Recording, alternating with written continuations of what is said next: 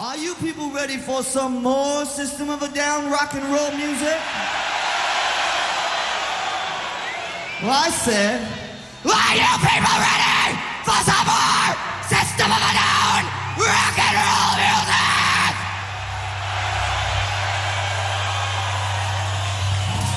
Oh, well then.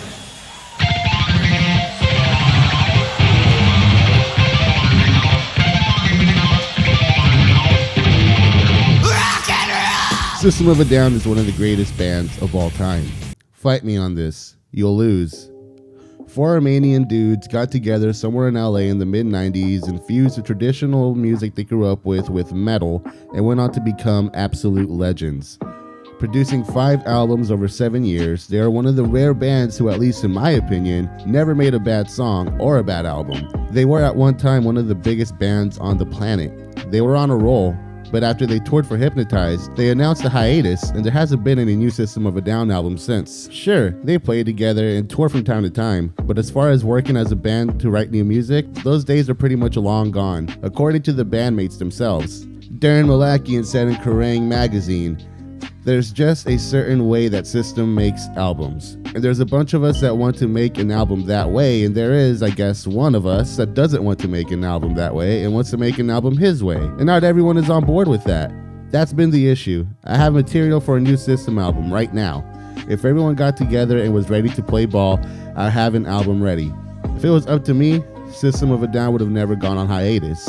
Now, the person that didn't want to make albums the old way was the lead singer, Serj Tankian, to which Darren said, "I don't want to throw Serj under the bus. He's my friend and he's someone that I care about, but I don't know how to change his mind. We've all sat down and we've had meetings and he's totally set on his way of thinking. Serj was never really a heavy metal or rock guy. I don't know if he has the same love for this music as I do. I'm the kind of kid who grew up with Slayer and Kiss on my walls. I wanted to be like them someday. Serj didn't grow up feeling that way. He didn't grow up a diehard fan."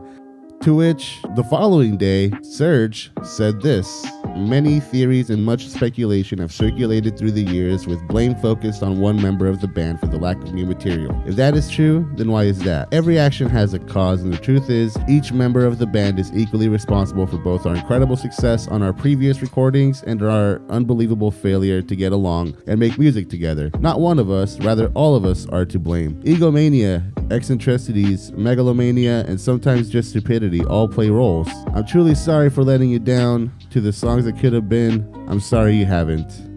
The reason why System of a Down's breakup hurts us fans so long after all this time is that their story is incomplete. This actually may be a good thing. Like I said, their 5 albums to me are all awesome, and they are still celebrated. For all we know, maybe the 6th album would have sucked. And though System of a Down will be missed, this video isn't about them.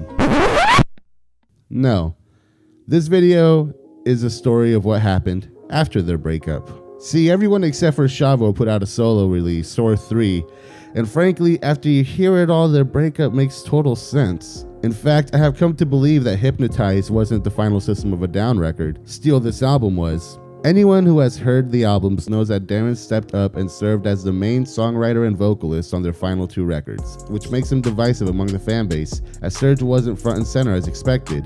Even Serj himself admitted he didn't feel a personal connection to those recordings. Well, that's because Mesmerized and Hypnotized were the first 2 Scars on Broadway albums.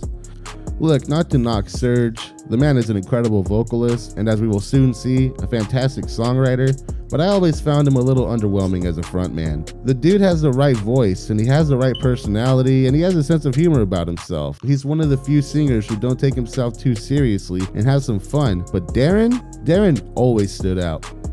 And while Darren shared vocal duties with Serj throughout the band's career, Serj was always the center of attention in the media, something that changed with the release of Mesmerized and Hypnotized, but that wasn't the only major change that came with those recordings. These are the writing credits for their debut album. And this is the writing credits on Hypnotize.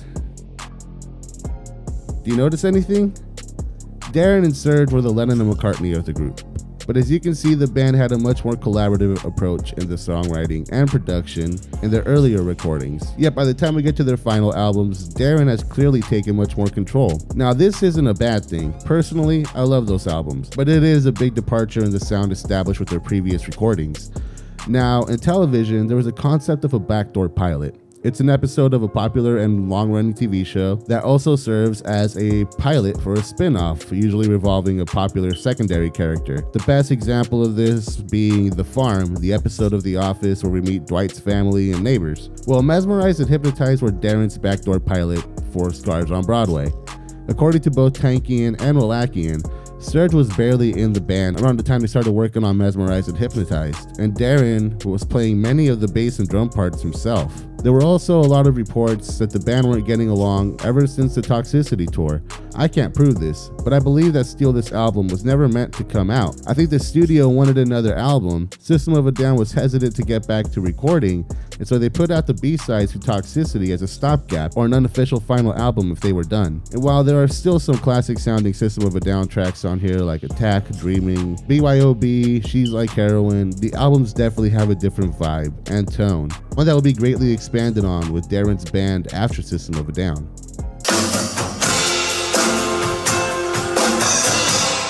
Scars on Broadway is Darren Malakian, System of a Down drummer John Dolmayan, Dominic Cifarelli, and Casey Chaos. They only put out 2 albums, their 2008 self-titled debut and Dictator, an album that was recorded in 2012 but wasn't released until 2018. A whole 10-year gap between releases that could have been 4 or 5. But according to Darren, he wasn't sure if System was going to get back together, so he didn't release the songs in case he wanted to use them on the next System album. There is a different vibe between the debut and Dictator. You feel Darren hungry to prove himself on the debut album, whereas Dictator seems just a little more comfortable. Not that there aren't good songs on it, but it just doesn't seem like it's reaching for the same heights as the debut.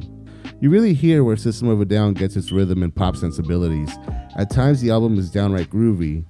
It has some great hooks, and Darren brings his trademark dark but silly sense of humor. Bring all that with just how downright manic some of these songs get, and it is the best follow-up to Mesmerized and Hypnotized anyone could ask for. What surprised me the most, however, was the final track of the album. All along, I always considered Serj to be the methodical one, who maybe knew a little more about music theory and was a little more classically trained and inclined. Songs like Question and War, Holy Mountains, always seem like Serj songs to me. So imagine my surprise when Hungry Ghosts, the final track, not only has this totally different vibe, but it has this melody that at first really sticks out, but by the end perfectly blends in with the finale of the track. Their second album, Dictator, isn't bad. It has some really great moments on it. The showstopper for me is the surprisingly vulnerable doo-wop style ballad, Till the End. System of a Down is deservedly well known for their rock songs, but they get down with their ballads. And this one here shows that Darren wasn't just there for his manic guitar style and stage antics.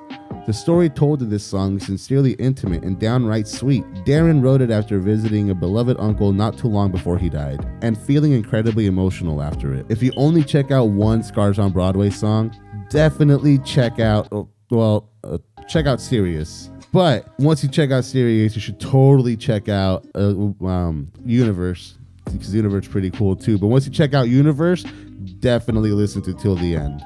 It's a bummer that Scars on Broadway didn't take off.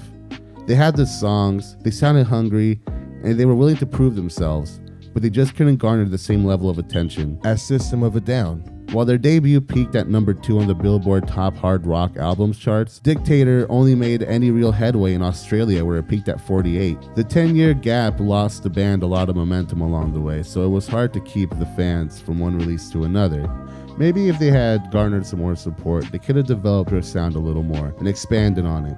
Dictator is a solid listen, but much like Steal This Album, which also had their amazing ballad Roulette, it felt just like a stopgap. Darren has said he plans to release more music with Scars, and I hope he finds the same hunger he had with the first Scars album, because damn it, Darren is an incredible songwriter and musician. Not only did he write all the songs for Scars himself, on Dictator he played every instrument too, much like he did on Mesmerized and Hypnotized, and he really throws his all into his music.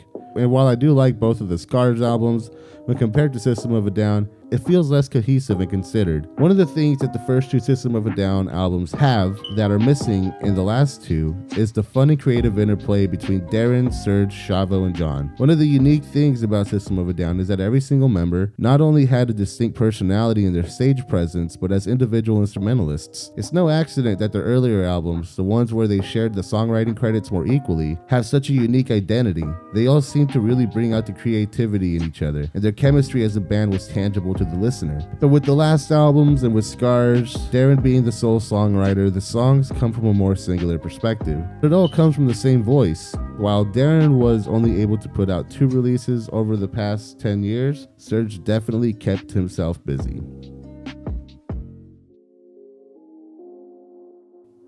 Confessions About System of a Down by Serj Tankian. We are extremely lucky mofos for our fans to want a record out of our ragtag misfit of a crew after all these years, at times demanding it. This of course has led to numerous rumors about the band and our inability to make a record together, coupled with he said she said excerpts from each of our interviews in the past. So I'm going to attempt to clarify things for all of our sake once and for all, hopefully without vilifying anyone in the process. It is true that I and only I was responsible for the hiatus System of a Down took in 2006. Everyone else wanted to continue at that same pace to tour and make records. I knew they wanted to make a record, but given the past, I was hesitant. At times there would be emotionally tinged outbursts by one band member or another, mostly blaming me for the band's inactivity. After a long time thinking and processing, about 2 years ago, I went to the guys with a proposition for a way forward as a band. I wanted to rectify the wrongs of the past and establish a way we can all be happy moving forward. But ultimately I had to draw a line in the sand because I knew I could never be happy going back to how things used to be within the band. As we couldn't see eye to eye on all these points, we decided to put aside the idea of a record altogether for the time being. My only regrets is that we have been collectively unable to give you another System of a Down record. For that, I apologize.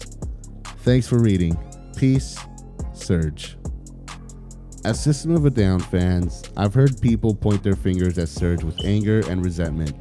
I can't say I'm entirely innocent of feeling this way myself. Who doesn't want a new record? And while I did listen to Elect the Dead when it first came out, I stopped following both Serj and Scars on Broadway after casual listens of their debuts. At the time those albums released, I was moving past punk and metal and into indie and folk, so I was just not listening to this type of music much in general. However, after listening to Serj's 3 main solo albums, Elect the Dead and Perfect Harmonies, and Harakiri, and his collaboration with Jimmy Urine of MSI, Fucktronic, I think Serj might have been right all along with not wanting to continue with System of a Down. Even when Elect the Dead first came out, I felt like it was a sort of return to form of the sound of the debut System of a Down album, something I think was intentional. Empty Walls and Unthinking Majority opens up the record and Serj's solo career, separating itself from the sound of Mesmerize and Hypnotize, as if to let his fans know, look, those albums weren't me, I wanted to do this. And I gotta say, it is effective. By starting off like this, I feel like I'm in this familiar place, but with more focus and anger. While Darren can definitely write a good political protest song, Serj proves himself here and throughout his solo career to be more considered and thoughtful with his ideas and more poetic with his presentation. And while this feeling of familiarity is badass, it is short-lived because once he reminds us that he still got it, he wants to show us what else he can do. Money doesn't sound like System of a Down. On the 3rd track of his debut album, Serj explores new sounds and styles, establishing a new artistic identity, a riskier one, at times bordering on jazz, with a grander vision that requires more complex instrumentation and overall ambition. In fact, the rest of the album almost feels separate from its 2 openers. Money establishes a more melodic and layered sound that carries through the rest of the record, with its piano intro and unique drum sounds. Overall, the songs on this record are slower and more considerate. Songs like Honking Antelope and Beethoven's Cunt accentuate the album with some manic rock music, and while they feel more chaotic, they don't necessarily feel heavier. Elect the Dead is its own beast. You really feel Serj finding his voice as a solo artist. He is uncompromised and fully explores this new sound to the point that he never comes back to this. And what he does next is just epic. Imperfect Harmonies is one of the biggest swings for the fences I've ever witnessed in music. Serj once again opens the album up, aggressively establishing a new sound. Gone is that rock sound with traditional rock instruments, and instead we are bulldozed with all these huge strings that establish a new maximalist orchestral sound. It is hard to call this a rock record. This album is such a drastic departure from everything that came before him, in both genre and as an artist. It's hard to compare it to anything he made before or since. On this record, Serj shows his new sides of himself. Deserving builds up to this epic disco dance beat that is just unexpected but totally funky. Beat Us is this intimate and romantic acoustic track. Gate 21 is a piano ballad. He has duets with this one singer throughout the album, and they got some great chemistry together. All of this experimentation and grandeur must have left an impression on him, as he went on to compose an instrumental album and a number of film and video game soundtracks. This is a sound that he develops and refines later on in those projects, but as far as his solo career, this orchestral sound is all found exclusively on this record. It might be a little overwhelming at times, but it is bold and intense. It is with this album that we get to see him no longer tethered to anything resembling the System of a Down sound. If you step back and take into consideration just how much work must have gone into writing, recording, and mixing this album, and all the new challenges that it must have brought, it only makes sense that for his next album, Harakiri, Serj returns to his roots. Harakiri is his most straight up rock album. I mean, don't get me wrong, Serj just likes to experiment. There's still some wild dynamic shifts in genre and tone, but they're a little more subdued and mannered. Ching Chime is Serj damn near rapping over this Middle Eastern influenced instrumental, incorporating his love of tongue twisters throughout the staccato flow in his lyrics. Deafening is this slower paced song that incorporates arpeggiated synths and drum machines, featuring another rap-like bridge. Harakiri is almost a culmination. Elected Dead was an album that cut Serj's ties off from his band. Imperfect Harmonies shows him embracing a grander and more ambitious vision in order to show what he is capable of without limiting himself to genre in general. And Harakiri is refinement of his style and sound to the point that these songs feel like they were crafted with surgical precision. You get it? You get it? Please get it. I spent days on that joke. Anyways, Harakiri is the last solo album that Serj released, and it came out 8 years ago. Well, he did release Fucktronic, an electronic concept album about a Guy Ritchie-esque crime gone wrong sort of scenario. I'm not gonna lie, this wasn't really for me, so I only kind of skimmed through it, and I gotta tell you, I can't even hear Serj Tankian in here. Really, I hope this was Jimmy Urin's idea, because this whole Guy Ritchie thing feels about as fresh as a pair of trip pants. I'm not equipped in the electronic genre enough to tell you all if Fucktronic is any good. I don't know anything about jazz, so I can't tell you if his album Jazz is Christ is any good either. But after listening to that, I can tell you that it's pretty chill, and I can tell you that it sounds way more like Serj than Fucktronic does. Darren Malakian will always be really influential to me as a guitarist. But in listening to Serj's solo work, I really have grown to appreciate his unique qualities. And considering how far he stretched himself and how ambitious he got, I understand why he wanted out of the band. I understand why he is hesitant to go back to that well. I still hear mesmerized and hypnotized when I listen to Scars on Broadway, but Serj's albums truly stand on their own. Sure, you can hear what he brought to System, but he takes himself places that I don't think System of a Down could have ever gone. So, what can we learn from both Scars on Broadway and Excuse me? I think you forgot someone. What? Ben Shapiro? What the hell are you doing here? My wife's getting her massage from her gardener. Yeesh. So I believe you forgot to mention their drummer, John Dolmayan.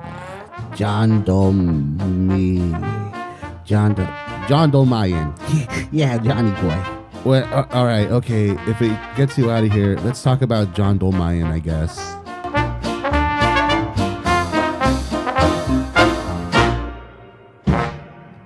Look, putting behind the man's unfortunate and bizarre political beliefs, he is a hell of a drummer. He put out an 8-song covers EP this year called These Gray Men. Serj is on the first 2 tracks, but I don't know the songs he's covering. I'm not gonna lie, you really can't beat that voice and those drums working together, no matter what setting they're in. Serj sounds great. Apparently all the guest vocalists are really well known, but outside of Serj, M. Shadows, and Tom Morello, none of these names ring a bell. The cover of Del Shannon's Runaway, one of my favorite oldies, is almost as bad as Disturbed's cover of Sounds of Silence. Tom Morello and M. Shadow's cover of Street Spirit by Radiohead is overall pretty good. As to be expected, the drums sound incredible here. They're punchy, crisp, and clear, yet they never overpower the mix. It's a solid project. I guess there's some Madonna's cover on here. I don't know which one it is, but it sure as hell don't sound like Madonna, so that's cool. And if you like John's style, it's worth checking out. I know. Now, was that good enough for you, Ben Shapiro? Yes, that was factual, logical, and most importantly, Okay, now get Get out of here. Oh, Get out of here, oh, Ben Shapiro. Who do you think you are? My wife's gardener? Now that he's out of here, let's wrap this bad boy up. Now, as I mentioned, there was a 7-year gap between Harakiri and Fucktronic for Serj Tankian. And while there was a 10-year gap between the first and second Scars record, the songs on Dictator were recorded in 2012. It is safe to assume that Dictator and Harakiri were in production around the same time. So what happened in those 7 years? Well, they reunited and started touring together, playing festivals and looking at the live footage. You could tell they're having a good time. There was a lot of teasing and speculating about a new album. And you know what? I think the band was closer to recording an album than they might have let on. I don't think you stop recording music after spending years establishing a unique identity as a solo artist like Serj did, unless there was something else that he was working on. Sure, he was doing film and game scores, and he released that orchestral album, but he wasn't putting out music that was along the lines of Harakiri, and holding on to those songs for so long must have really sucked for Darren. So if he held back on them, it's because he too must have believed that another System of a Down album was possible. But when the cat was let out of the bag on why there hasn't been and won't be a new System album, I think the fan base and the band members finally got a sense of closure and were all allowed to move on. Serj went back to experimenting, Darren finally released Dictator, John made a covers EP, and Shavo was probably chilling the whole time and still is. And they still all collaborate. If ever there was an ideal band breakup scenario, it will likely look like this. If you really wanted to, you can go through Scars on Broadway and Serj's solo work and piece together a hypothetical 6th System of a Down album. When separated, you really get a sense for what Serj and Darian brought to System of a Down. And you also get to understand why they couldn't work together, as they were really going in very different directions. It's wrong to say that either sound is lacking. When allowed to have their individual talents evolve without each other's influence, they become something more than their contributions to their old bands. And maybe that's what they want to be. Darren and Serj are amazing songwriters and musicians. We are lucky that they worked together long enough alongside with Shavo and John to give us the 5 albums that they did. And we are lucky that they went on to do their own thing. So that's it. I hope this video gave you all some closure. And I hope that it gets some of you guys who haven't listened to their solo stuff to check it out, because it's pretty dope, generally speaking. I've been Ed. You've been awesome. Have a great day.